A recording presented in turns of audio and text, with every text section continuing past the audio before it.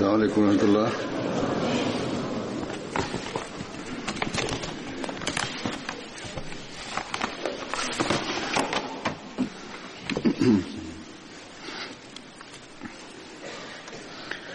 أشهد أن لا إله إلا الله وحده لا شريك له وأشهد أن محمدا عبده ورسوله أما بعد فأعوذ بالله من الشيطان الرجيم بسم الله الرحمن الرحيم الحمد لله رب العالمين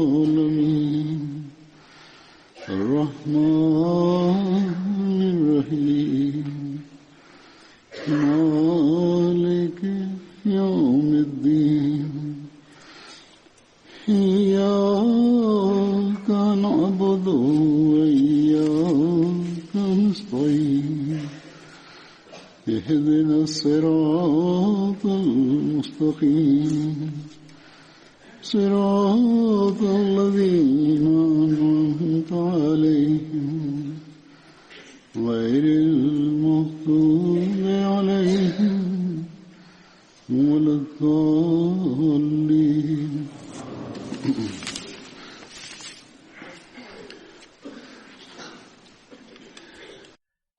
Riwayat sahabat Badar yang akan saya sampaikan pada hari ini. Pertama adalah Hadrat Abdullah bin Ar-Rabi Ansari. Hadrat Abdullah bin Ar-Rabi berasal dari ranting kabilah Khazraj Banu Abjar. Ibunda beliau bernama Fatimah binti Amru. Beliau ikut serta pada Baiat Aqabah kedua, mendapatkan kemuliaan untuk ikut serta pada perang Badar, Uhud, dan Mu'tah, dan syahid pada perang Mu'tah.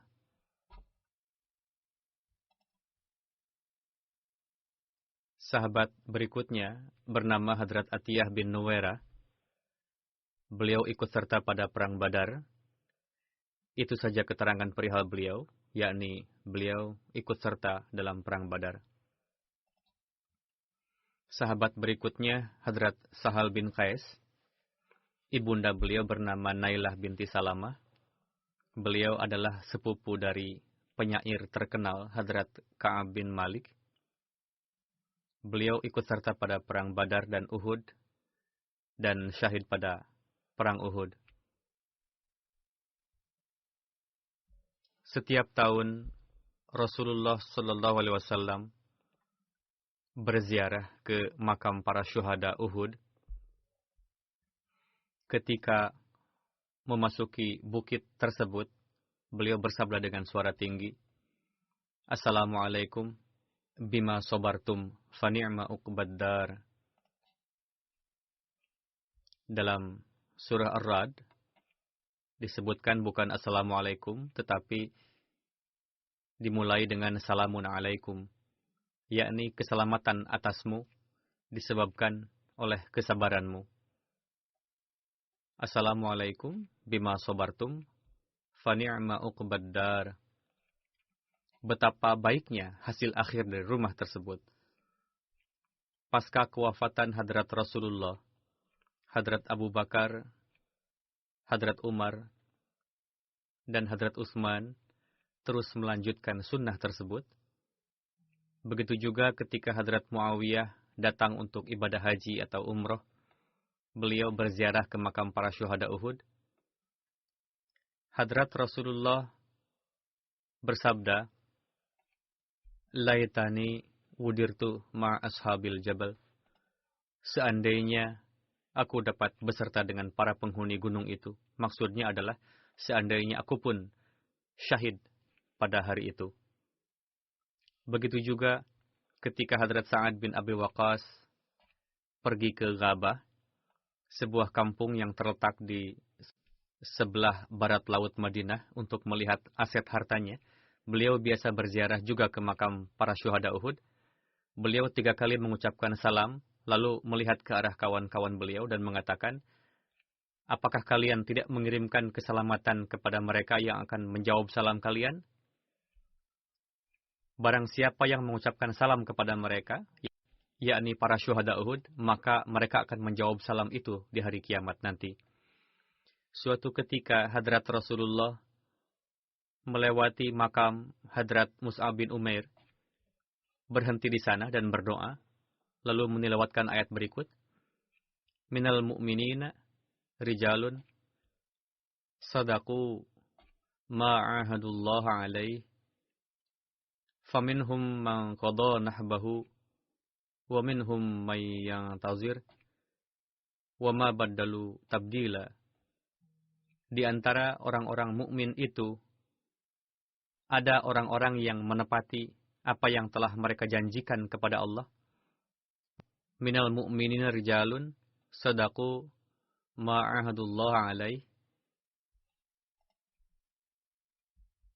Maka di antara mereka ada yang gugur, dan di antara mereka ada pula yang menunggu-nunggu, dan mereka sedikit pun tidak mengubah janjinya. Lalu beliau bersabda, aku bersaksi bahwa pada hari kiamat mereka akan syahid dalam pandangan Allah.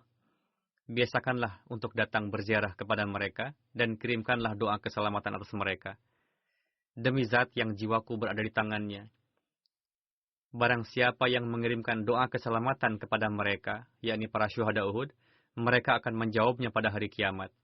Sahabat Rasulullah biasa datang ke tempat itu dan menyampaikan doa keselamatan bagi mereka.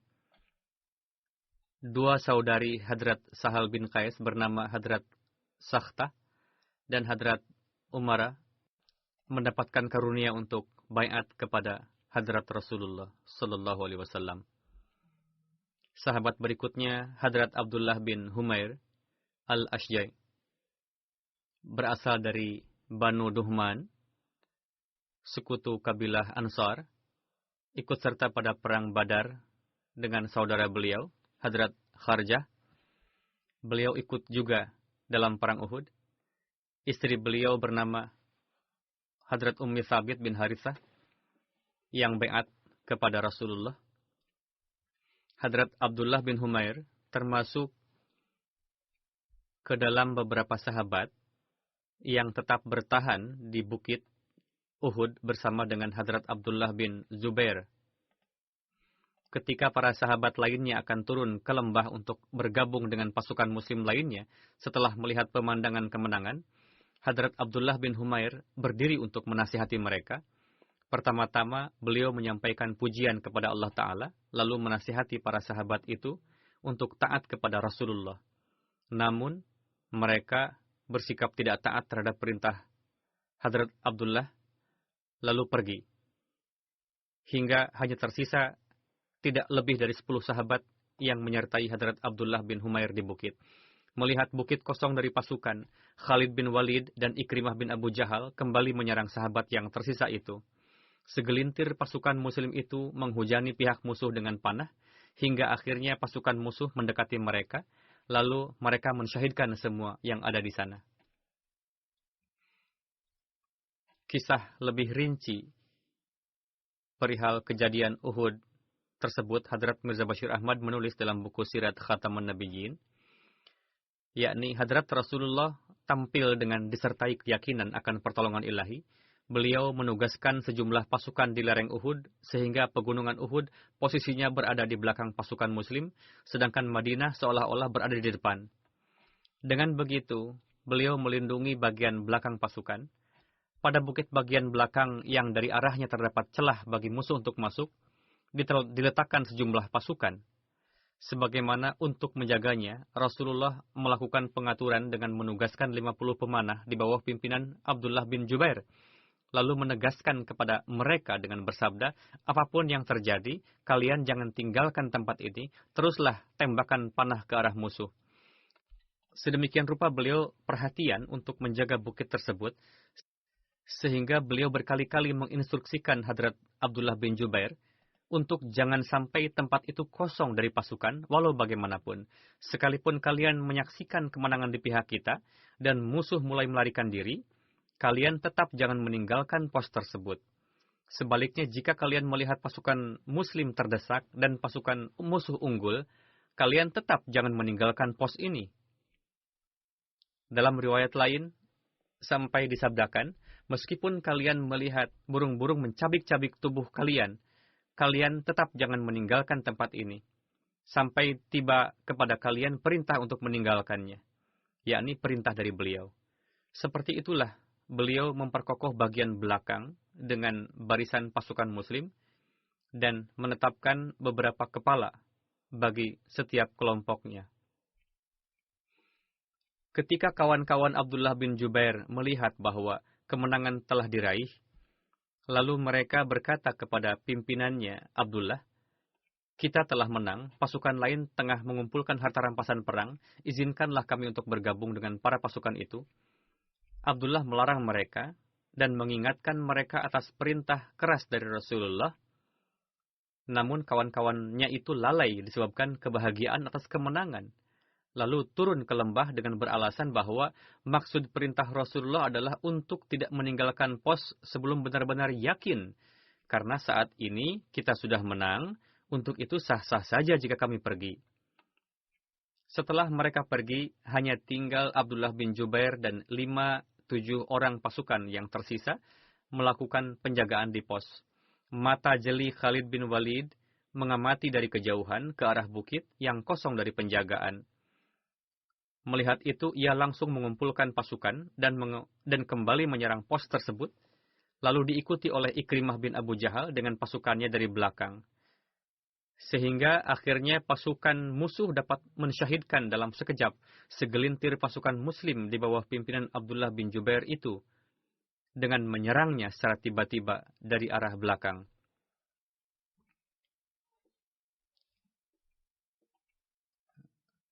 Sahabat berikutnya adalah Hadrat Ubaid bin Aus Ansari, putra dari Aus bin Malik. Hadrat Ubaid bin Aus ikut serta pada Perang Badar. Dalam Perang Badar beliau berhasil menawan Hadrat Uqail bin Abu Talib. Dikatakan juga bahwa beliau berhasil menawan Hadrat Abbas dan Hadrat Naufal ketika beliau mengikat ketiganya dengan tali, lalu mengirimnya ke hadapan Rasulullah. Rasulullah bersabda, "Laqad a'anaka 'alaihim malakun karim." Sesungguhnya dalam hal ini, seorang malaikat mulia telah menolongmu. Atas hal itu, Rasulullah menjuluki beliau dengan sebutan Muqarrin. Artinya, orang yang mengikat dengan rantai. Dalam riwayat lain juga dikatakan bahwa yang menawan Hadrat Abbas pada Perang Badar adalah Hadrat Abul Yasar Ka'ab bin Amru.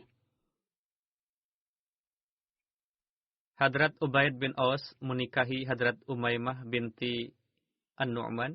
Hadrat Umaymah pun beriman kepada Hadrat Rasulullah.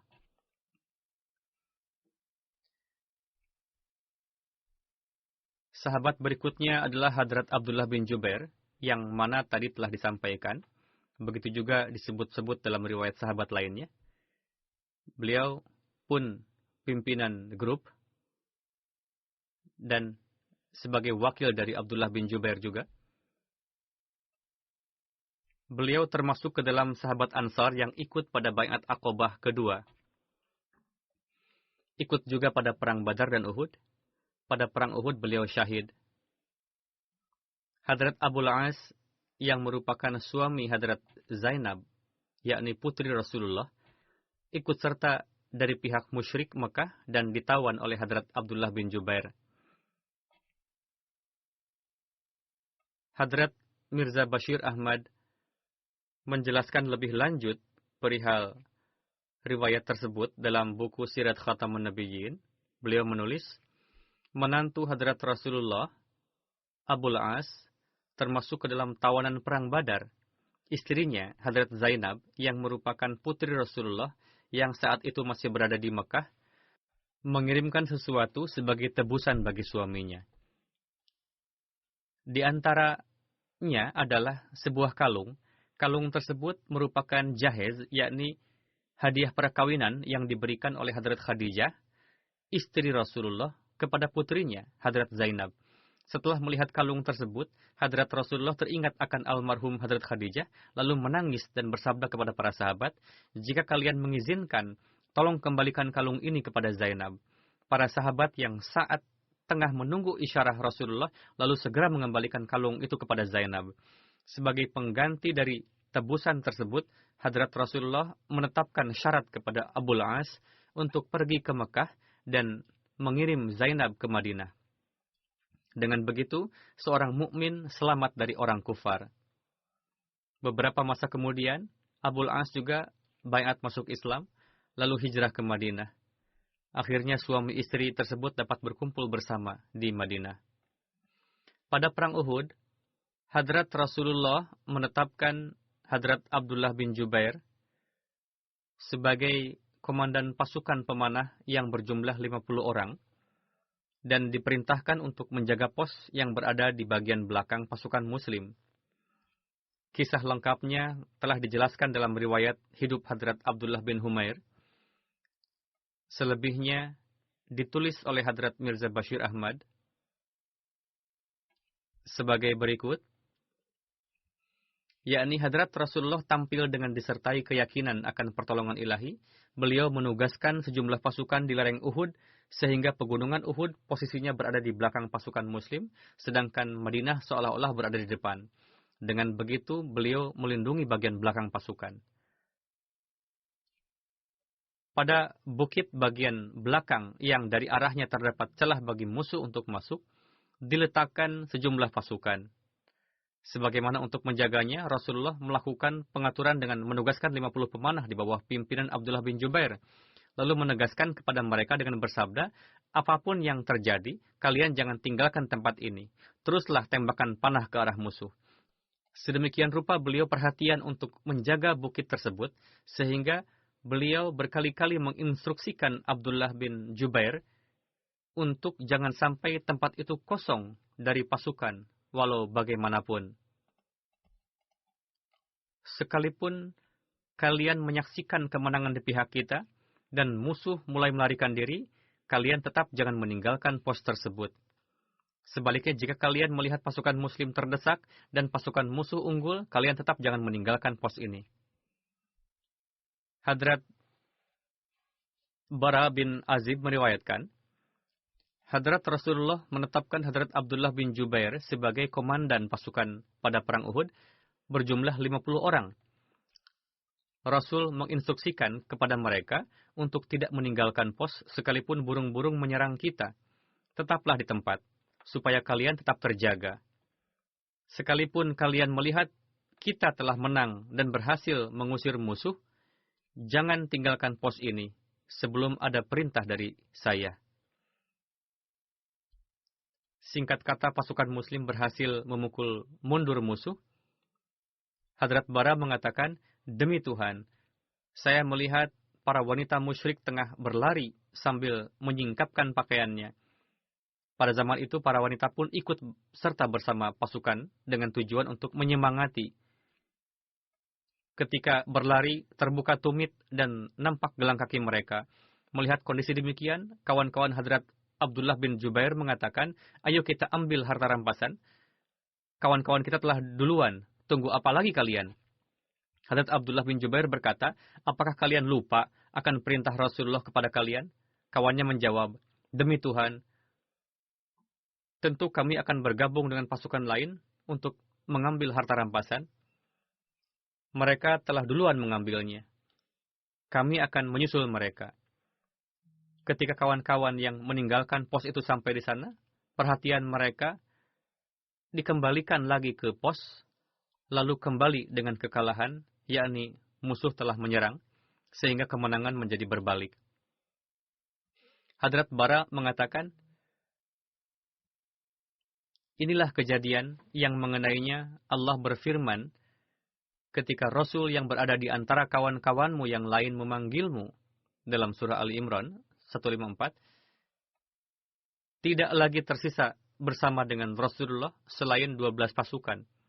Lalu pasukan kafir mensyahidkan 70 pasukan muslim. Sedangkan Rasulullah dan para sahabat telah berhasil menimpakan kerugian terhadap 140 pasukan musyrik pada perang Badar, yakni 70 tawanan dan 70 terbunuh. Lalu Abu Sufyan berteriak 3 kali pada perang Uhud, mengatakan, apakah Muhammad masih hidup di antara kalian? Rasulullah melarang para sahabat untuk menjawabnya. Pada awalnya, pihak musuh kalah, namun kekalahan itu berbalik menjadi kemenangan karena mereka menyerang kembali pasukan muslim di bukit dan berhasil melumpuhkan. Saat itu, Abu Sufyan berkata, apakah Muhammad masih hidup di antara kalian? Abu Sufyan meneriakkan sebanyak 3 kali, bertanya, apakah anak Abu Kahafah berada di antara kalian? Maksudnya Abu Bakar. Lalu bertanya sebanyak 3 kali, apakah Ibnu Khattab berada di tengah-tengah kalian? Maksudnya Hadrat Umar. Lalu Abu Sufyan kembali kepada pasukannya. Setiap ditanyakan, Rasulullah memerintahkan untuk tidak menjawabnya. Lalu Abu Sufyan mengatakan, ketiga orang itu, yakni pimpinan pasukan muslim, telah terbunuh. Mendengar perkataan itu, Hadrat Umar tidak bisa mengontrol diri lagi, mengatakan, wahai musuh Allah, demi Tuhan, kalian telah berdusta. Nama-nama yang kalian sebutkan tadi semuanya masih hidup. Masih banyak yang tersisa untukmu. Abu Sufyan mengatakan, peperangan ini adalah balasan atas perang Badar. Peperangan seperti genderang, kadang kemenangan berpihak ke sini, kadang ke sana. Kalian akan mendapati korbannya yang sudah kehilangan hidungnya, yakni sudah dimutilasi. Aku tidak memerintahkannya, dan tidak juga aku menganggapnya perbuatan yang buruk. Setelah itu, ia meneriakkan kalimat, Ulu Hubal, Ulu Hubal, hidup Hubal, hidup Hubal. Lalu Hadrat Rasulullah bersabda, apakah kalian tidak akan menjawabnya? Sahabat bertanya, apa yang harus kami katakan? Beliau bersabda, katakanlah, Allahu a'la wa ajal, Allah lah yang maha agung dan maha perkasa. Lalu Abu Sufyan mengatakan, berhala yang bernama Uzza adalah milik kami, kalian tidak punya Uzza. Mendengar hal itu, Rasulullah bersabda, apakah kalian tidak akan menjawabnya? Hadrat Bara bin Azib mengatakan, sahabat bertanya, apa yang harus kami katakan wahai Rasul? Beliau bersabda, katakanlah, Allahu maulana wala maula lakum. yakni Allah adalah penolong kami, sedangkan kalian tidak punya penolong. Berkenaan dengan peristiwa Perang Uhud, Hadrat Muslim Ma'ud pun menjelaskannya cukup rinci.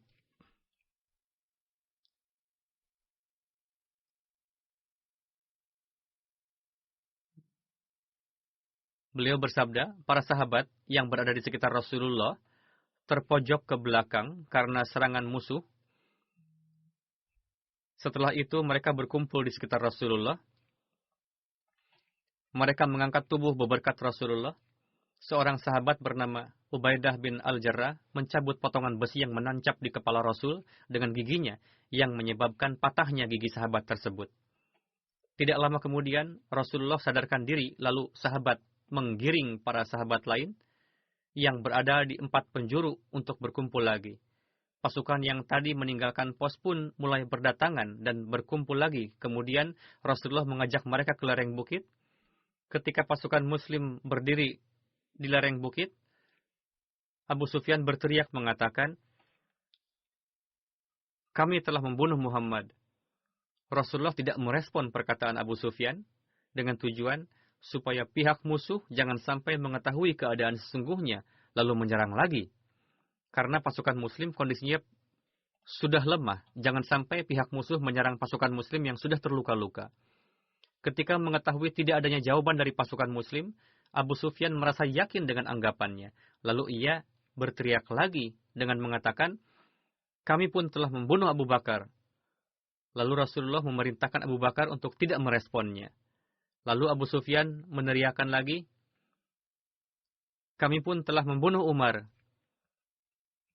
Hadrat Umar yang bertabiat pemberani ingin menjawab dengan mengatakan bahwa kami semua dengan karunia Allah Ta'ala masih hidup dan siap untuk menghadapi kalian. Namun Rasulullah melarang beliau, jangan sampai responnya itu membuat pasukan Muslim menderita. Untuk itu diamlah. Sekarang kaum kufar semakin yakin bahwa mereka telah berhasil membunuh pendiri Islam dan orang-orang kepercayaannya. Lalu Abu Sufyan dan kawan-kawannya sambil berbahagia berteriak, Ulu Hubal. Ulu Hubal. Artinya, Maha Agung berhala kami Hubal. Karena hari ini ia telah memusnahkan Islam. Rasulullah yang telah berkali-kali memerintahkan untuk tetap diam ketika diteriakan bahwa beliau, Hadrat Abu Bakar, dan Hadrat Umar dianggap wafat, supaya jangan sampai pasukan kufar menyerang lagi pasukan muslim yang sudah terluka parah, sehingga segelintir pasukan muslim yang tersisa itu jangan sampai disyahidkan pula. Namun ketika berkaitan dengan kehormatan Tuhan yang Maha Esa, dan yel-yel syirik diteriakan di lapangan, seketika itu juga ruh beliau gelisah. Lalu dengan penuh gejolak, Rasulullah bersabda kepada para sahabat, kenapa kalian tidak menjawabnya? Sahabat bertanya, wahai Rasulullah, apa yang harus kami katakan? Beliau bersabda, katakanlah, Allahu a'la wa ajal. Allahu a'la wa ajal. Kalian telah berdusta dengan mengatakan bahwa keagungan Hubal semakin menjulang. Sebenarnya Allah lah yang Maha Esa dan tiada sekutu baginya, yang Maha Mulia. Keagungannya lah yang Maha Unggul. Dengan begitu beliau pun mengabarkan kepada musuh bahwa beliau masih hidup. Respon yang sangat berani tersebut sedemikian rupa memberikan dampak yang dahsyat kepada pasukan musuh, sehingga meskipun harapan mereka telah luluh lantah dengan respon tersebut, dan meskipun di hadapan mereka pasukan muslim yang tinggal segelintir masih berdiri di dekat mereka, yang mana jika mereka menyerang pasukan muslim untuk menghabisinya sangatlah mungkin dari sisi duniawi, namun mereka tidak berani untuk menyerang lagi. Namun setelah mendengar yel-yel dan melihat gejolak semangat pasukan muslim yang sedang berpesta merayakan kemenangannya, justru malah mundur teratur pulang ke Mekah. Hadrat Muslim Maud bersabda lebih lanjut dalam menjelaskan satu ayat, فَلْيَحْذَرِ الَّذِينَ يُخَالِفُونَ عَنْ أَمْرِهِ أَنْ تُصِيبَهُمْ فِتْنَةٌ أَوْ يُصِيبَهُمْ عَذَابٌ أَلِيمٌ. Yakni mereka yang menentang perintah Rasul, seharusnya takut jangan sampai turun kepada mereka azab dari Allah Ta'ala, atau terjerumus di dalam azab yang pedih.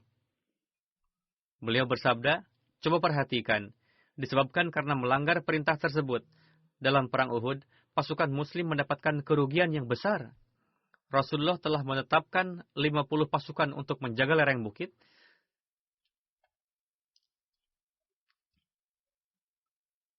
Sedemikian rupa pentingnya area tersebut, sehingga Rasulullah memanggil komandannya, Abdullah bin Jubair, dan menginstruksikan, sekalipun kita terbunuh atau menang, jangan sekali-kali meninggalkan pos tersebut.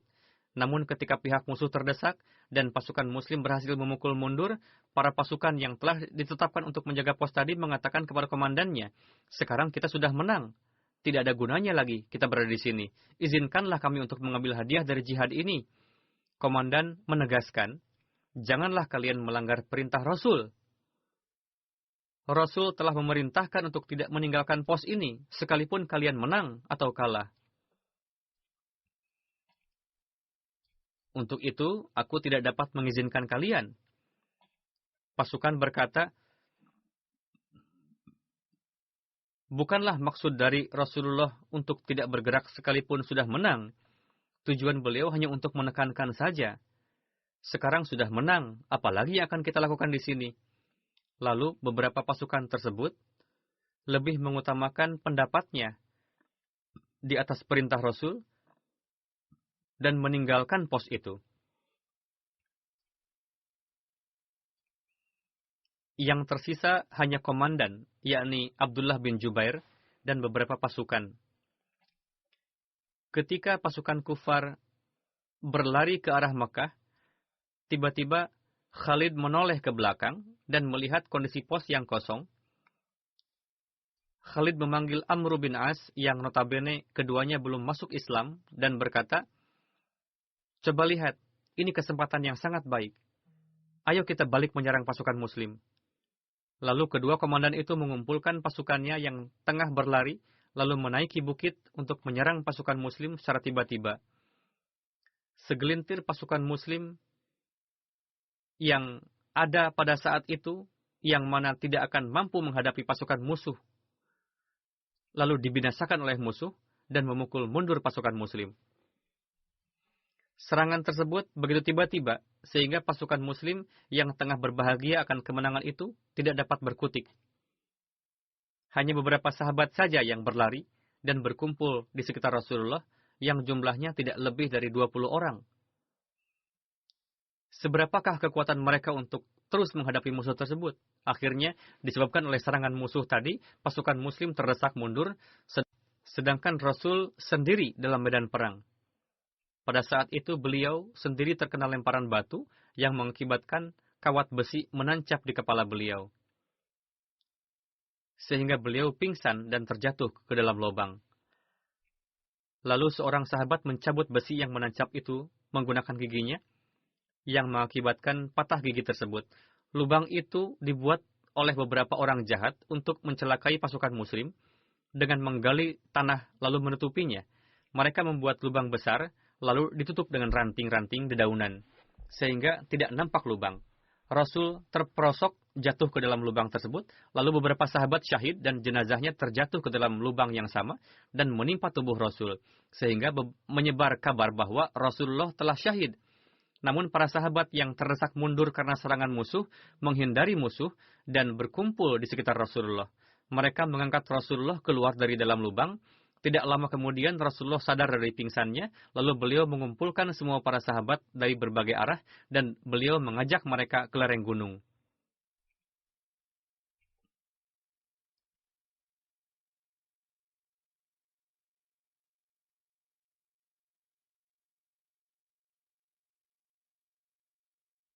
Yang akan saya sampaikan berikut adalah poin penting. Beliau mengambil kesimpulan bahwa setelah mendapat kemenangan atas kaum kufar, pasukan Muslim mendapatkan kekalahan sementara karena beberapa pasukan Muslim telah melanggar perintah Rasulullah dan alih-alih mengamalkan nasihat Rasul, mereka mulai berijtihad sendiri. Jika seandainya mereka taat sepenuhnya terhadap Rasulullah, layaknya nadi mengikuti gerakan jantung, jika saja mereka faham bahwa sebagai akibat dari perintah Rasulullah, jika seluruh dunia harus terpaksa mengorbankan jiwanya, maka itu adalah sesuatu yang tidak ada hakikatnya. Jika saja mereka tidak berijtihad untuk meninggalkan pos penjagaan itu, seperti yang telah ditugaskan oleh Rasulullah kepada mereka, sekalipun kita menang atau terpojok, jangan meninggalkan pos tersebut, maka musuh tidak akan mendapatkan kesempatan untuk menyerang lagi, dan tidak juga Rasulullah atau para sahabat akan mendapatkan kerugian karenanya. Beliau bersabda, dalam ayat ini Allah Ta'ala menekankan umat muslim bahwa mereka yang tidak taat sepenuhnya pada perintah Rasulullah dan mendahulukan ijtihadnya sendiri di atas perintah Rasulullah, menafsirkan sendiri perintah, hendaknya mereka takut jangan sampai bencana menimpa mereka atau terkena azab yang pedih.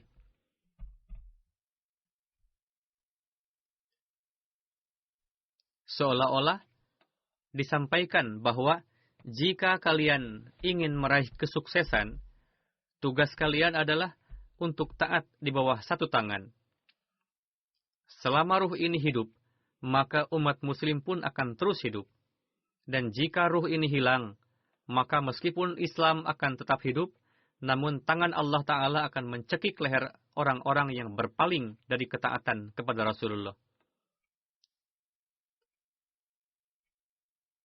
Kita saksikan pada masa ini, demikianlah kondisi umat muslim pada masa ini.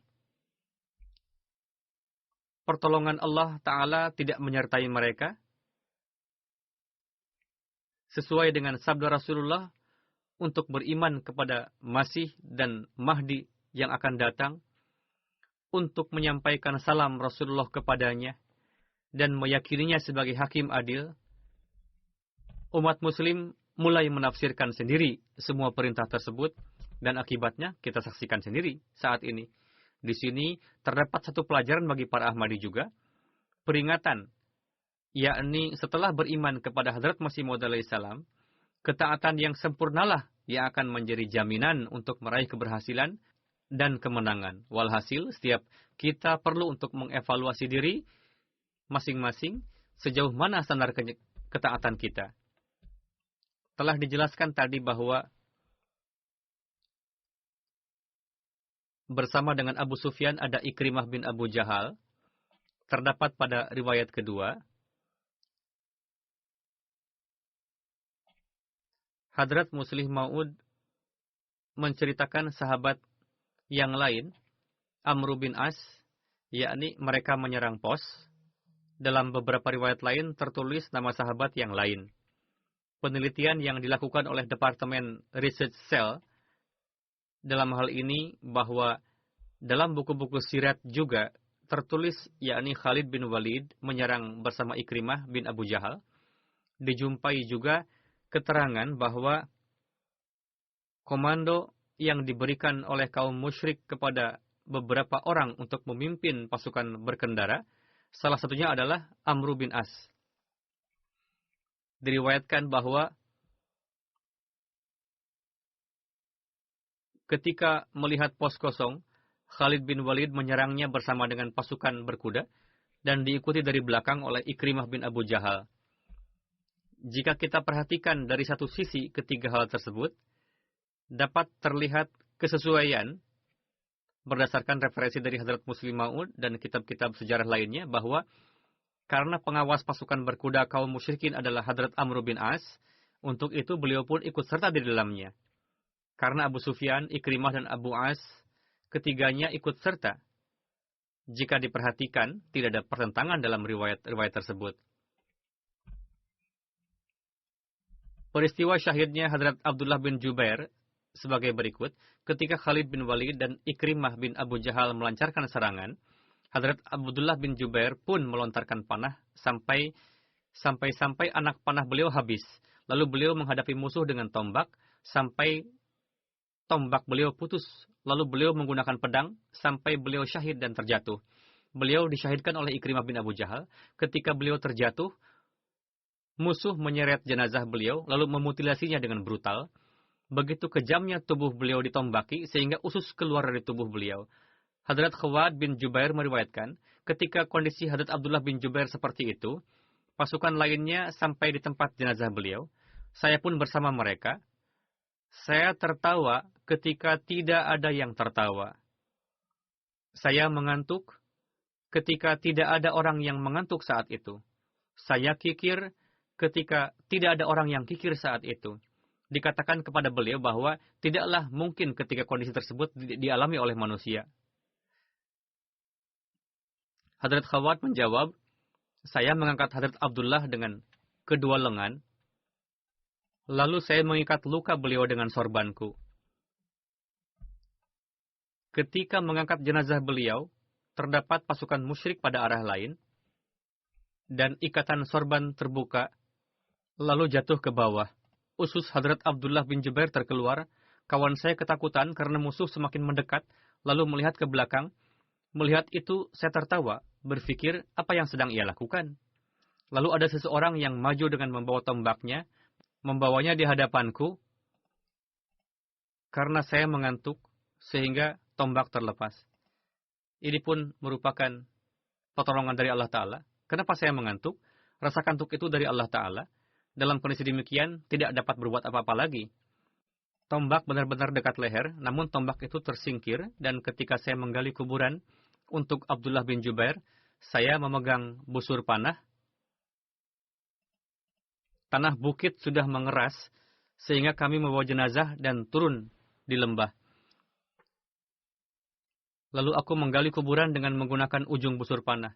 Busur panah itu diikat dengan tali. Saya katakan, saya tidak akan merusak talinya, lalu saya membukanya, dan saya menggali kuburan dengan menggunakan ujung busur, dan menguburkan jenazah Hadrat Jubair di sana. Sebagaimana Allah Ta'ala telah menjadikan Hadrat Abdullah bin Jubair dan sahabat-sahabat lainnya sebagai orang yang memahami ruh perintah disertai dengan ketaatan. Semoga kita pun diberikan taufik untuk dapat memahami perintah dan taat sepenuhnya akan hal itu, sehingga dapat terus menjadi pewaris karunia-karunia Allah Ta'ala.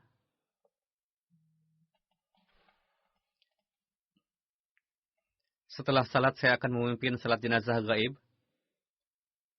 Almarhum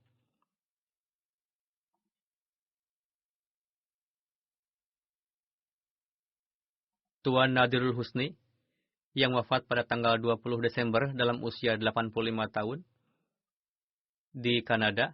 Innalillahi wa inna ilaihi raji'un.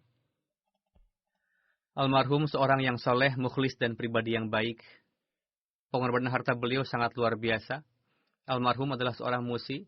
Keluarga yang ditinggalkan diantaranya istri dan anak yang bukan Ahmadi. Beliau adalah putra dari Tuan Abdul Rauf Husni yang baiat pada tahun 38 mengikuti saudara beliau, Tuan Munirul Husni. Tuan Abdul Rauf juga adalah pribadi yang saleh, pendiam dan muttaqi. Ketika Hadrat Muslim Maud melakukan lawatan ke Syam, pada satu malam beliau singgah di rumah Tuan Abdul Rauf Husni untuk makan. Di dalam diri Tuan Nadirul Husni pun terdapat kebaikan-kebaikan ayah beliau, dan beliau pun menampilkan teladan yang tinggi dalam keikhlasan dan kesetiaan. Tuan Amir Kanada menulis, sejak berdirinya Masjid Baitul Islam, beliau secara dawam selalu datang untuk salat Jumat, setelah sebelumnya berkendara selama 4 jam, dan pada hari itu juga, beliau langsung pulang ke rumah beliau. Berulang kali telah dikatakan kepada beliau supaya setelah Jumat, beristirahat terlebih dahulu dan baru pulang pada keesokan harinya. Namun dengan cara beliau yang khas, selalu ada saja alasan yang beliau kemukakan dan tetap pulang sehingga tidak menyusahkan jemaat dalam bentuk apapun. Cara seperti ini beliau terus lakukan hingga saat-saat sakit beliau yang terakhir. Bertahun-tahun beliau menjadi muazzin salat Jumat di Masjid Baitul Salam. Cara mengumandangkan azan beliau pun memiliki suatu kekhasan dan ada suatu perasaan yang unik yang membuat orang-orang larut mendengarnya. Istri almarhum yang seorang Gair Ahmadi, Nyonya Samia, menulis, semoga Allah Ta'ala menempatkan Tuan Nadirul Husni di surganya yang luas. Beliau adalah pribadi yang tulus, jujur dan mukhlis bagi keluarga dan jemaat. Beliau berusaha memenuhi kebutuhan setiap orang yang membutuhkan dan memperlakukannya dengan penuh kasih sayang. Beliau secara diam-diam memberikan bantuan sesuai dengan kemampuan kepada seorang wanita Gair Ahmadi yang miskin. Ketika kami datang untuk menemuinya, almarhum Tuan Nadir terlebih dahulu pergi ke pasar untuk membeli barang-barang kebutuhan lalu pergi ke rumahnya. Rutinitas ini beliau lakukan hingga sebelum kewafatan beliau. Beliau mengatakan sepanjang hidup saya tidak pernah melihat orang yang sesabar beliau dalam menghadapi penyakit yang seperti itu. Setiap waktu kalimat Alhamdulillah selalu terucap dari lisan beliau. Beliau bermunajat kepada Allah Ta'ala dengan hati yang penuh dengan rasa takut kepadanya. Beliau melaksanakan salat 5 waktu dan tahajud dengan disiplin. Setiap orang yang mengenal beliau mengaku sifat baik beliau. Tuan Mu'tazil Kazak dari Kanada menulis, pada saat masih tinggal di Syria, saya telah mendengar mengenai Tuan Nadirul Husni. Keluarga Husni dikenal dengan keikhlasannya kepada jemaat dan hubungannya dengan khilafat. Setelah tiba di Kanada, saya bertemu dengan Tuan Nadirul Husni di masjid. Beliau seseorang yang berfitrat baik dan periang. Pada saat saya berbincang dengan beliau, saya terkesan dengan kecintaan beliau kepada khilafat dan kesenangan beliau bertemu dengan kawan-kawan di masjid. Bagi kami, kedisiplinan beliau dalam salat merupakan suatu teladan yang harus kami ambil pelajaran darinya. Setelah kewafatan beliau, istri dan anak beliau datang ke Toronto, dan sesuai kepengurusan di jemaat, saya mendapatkan taufik untuk menghormati beliau, membantu mengafani dan menguburkan beliau. Istri beliau menceritakan kepada saya, di daerah kami ada 3 masjid, semuanya menanyakan mengenai pengurusan jenazah beliau dan sebagainya, meskipun mereka Gair Ahmadi. Akan tetapi saya katakan kepada mereka bahwa almarhum akan disalatkan di masjid di mana beliau biasa melaksanakan salat. Ketika peti jenazah beliau diturunkan ke dalam kuburan, saya menangis karena teringat dengan suatu perkataan paman saya, almarhum Tuan Sami Kazak. Saya di dekat beliau ketika beliau sakit yang terakhir. Suatu hari sambil menangis beliau mengatakan kepada saya, sampaikanlah kepada Hadrat Amirul Mukminin tercinta bahwa saya sangat mencintai beliau dan saya tetap setia kepada khilafat hingga akhir hidup saya. Kira-kira beliau wafat pada masa khalifah ketiga. Inilah perkataan beliau. Ini jugalah kesan saya mengenai pribadi almarhum Tuan Nadir. Beliau memiliki hubungan yang penuh keikhlasan dan kesetiaan dengan khilafat. Orang-orang seperti ini menjadi penggenapan firman Allah Ta'ala yang berbunyi, Minal mu'minina rijalun sadaqu ma'ahadullah alaih, faminhum man qada nahbahu wa minhum may yantazir, wa ma baddalu tabdila.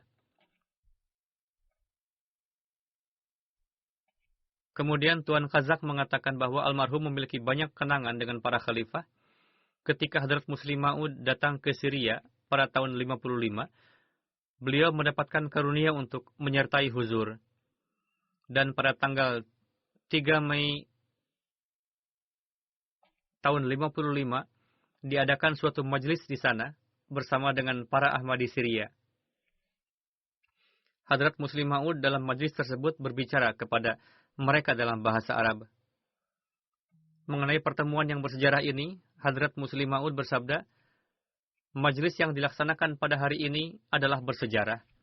Dikarenakan lebih dari setengah abad yang lalu, ketika beberapa di antara hadirin sekalian bahkan belum lahir, Allah Ta'ala telah menurunkan wahyu kepada Hadrat Masih Maud alaihissalam. Yad'una laka abdalus syams wa ibadullahi minan Arab, yakni akan ada hamba Allah yang saleh dari antara Abdalus Syams dan orang-orang Arab yang akan mendoakan engkau. Dan hari ini dengan keberadaan Anda sekalian, firman Allah Ta'ala ini telah tergenapi.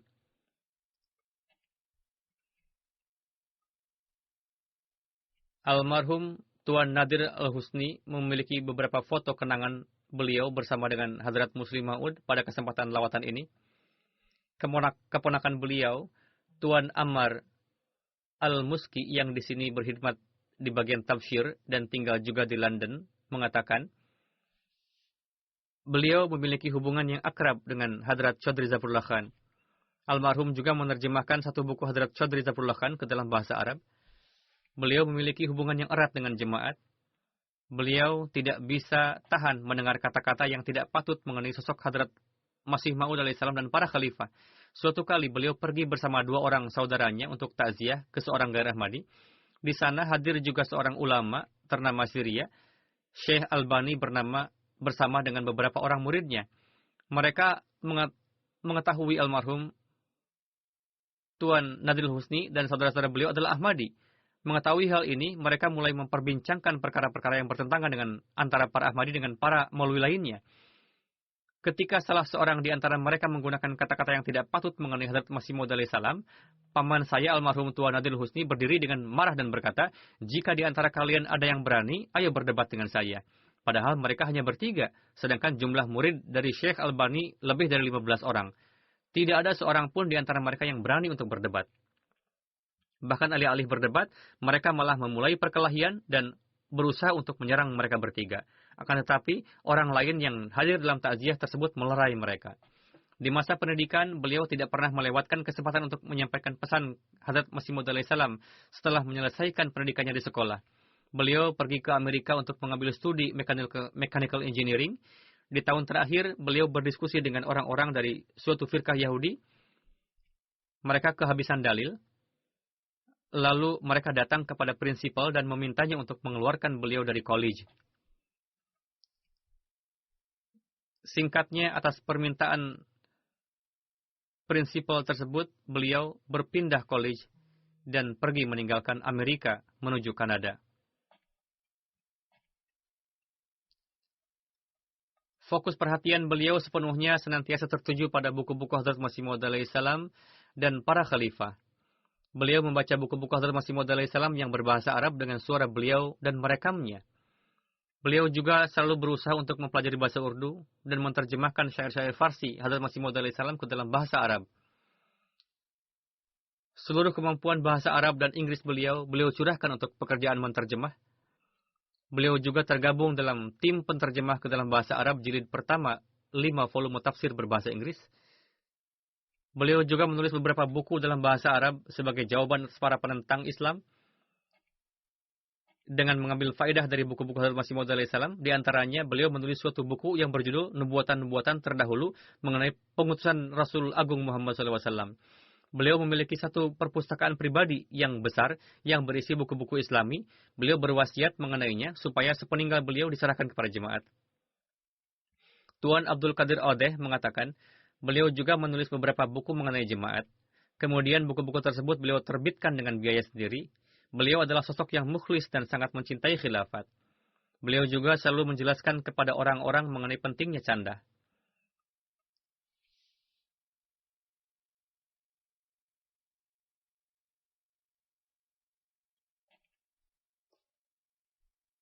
Seorang mubalig yang juga dosen Jamiah Kanada, Tuan Abdul Razak Faraz, mengatakan, beliau seorang yang sangat sabar dan senantiasa bersyukur. Beberapa tahun terakhir disebabkan oleh penyakit beliau tidak bisa memasukkan makanan melalui mulut. Beliau makan dengan bantuan mesin. Dalam kondisi seperti itu pun, ketika keadaan beliau membaik, beliau datang ke masjid untuk salat Jumat. Ketika para Ahmadi Arab datang ke Kanada, dikarenakan kondisi kekacauan di Syria, beliau menemui mereka dengan penuh kasih sayang dan kehangatan. Dan beliau menasihatkan supaya senantiasa menjalin hubungan dengan jemaat. Beliau mengatakan bahwa di negeri ini, satu-satunya jalan untuk menyelamatkan anak-anak kita adalah dengan senantiasa menjalin hubungan dengan jemaat dan masjid. Seorang mubalik di Kanada, Tuan Muslihuddin Syamur, mengatakan, Tuan Nadir Al-Husni selalu menulis kepada saya. Setelah mendengarkan khutbah, beliau memprintnya dan membacanya lagi. Kemudian beliau menyimpannya dalam satu file. Beliau merekam dengan suara beliau buku-buku berbahasa Arab, Hadrat Masih Maud alaihissalam, dan terjemahan bahasa Arab, 10 jilid tafsir kabir, kemudian menyimpannya dan mendengarkannya berulang-ulang. Ketika dalam perjalanan pulang pergi untuk salat Jumat, atau terkadang mendengarkan tilawat, terjemahan bahasa Arab daras Al-Quran Khalifatul Masih Ar-Rabi, yang mulai ditayangkan di MTA pun, beliau mulai rekam dan beliau simpan. Saya datang ke rumah beliau dan beberapa kali ketika singgah di sana, saya mendengar tangisan beliau ketika tahajud 1,5 sampai 2 jam sebelum salat subuh. Jika beliau menonton TV, yang ditonton hanya MTA dan kadang-kadang berita. Suatu kali MTA beliau mengalami kerusakan, beliau segera memanggil teknisi untuk memperbaiki MTA. Beliau katakan beliau tidak bisa hidup tanpa itu. Tuan Syamur juga menulis di dalam tahajud beliau selalu membaca doa, Allahumma atmim alaina ni'matul khilafah. Ya Allah, berikanlah kami taufik untuk mengambil faidah sebaik-baiknya dari keberkatan-keberkatan khilafat. Dan ketika beliau membaca doa ini, beliau mulai menangis. Peristiwa seperti ini beberapa kali saya lihat. Semoga Allah Ta'ala meninggikan derajat almarhum dan memberikan taufik kepada istri dan anak-anak beliau untuk baiat kepada Hadrat Masih Maud alaihissalam. Dan semoga seluruh doa-doa yang beliau panjatkan untuk mereka dikabulkan. Amin.